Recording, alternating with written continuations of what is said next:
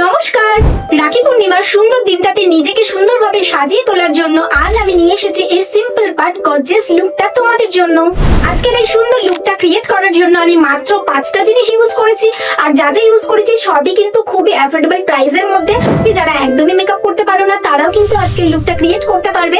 তো চলো কিভাবে এই লুকটা ক্রিয়েট করলাম সম্পূর্ণটা দেখতে থাকো।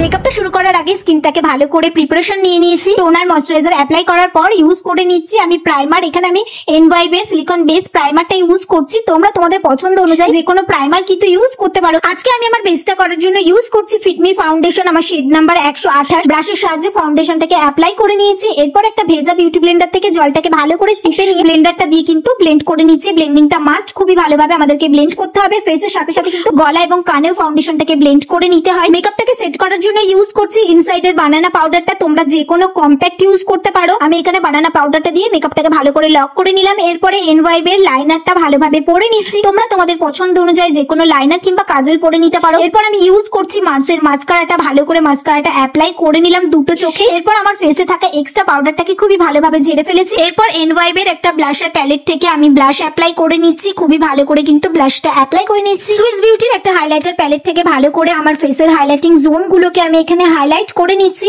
এরপর একটা ডার্ক শেডের লিপস্টিক দিয়ে আমি লিপটাকে ভালো করে ড্র করে নিয়েছি। তারপর একটা চেরি কালার দিয়ে মিডলটাকে ফিল করে নিয়েছি। আর তোমরাই আমার ফুল লুকটা দেখে নাও।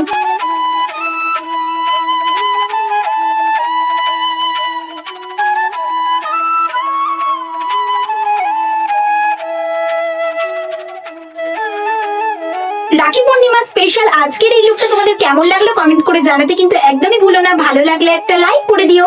তো তোমরা নেক্সট কি ভিডিও দেখতে চাও সেটা কিন্তু কমেন্টে অবশ্যই জানিও। দেখা হচ্ছে পরের ভিডিওতে। আজকের মতো টাটা।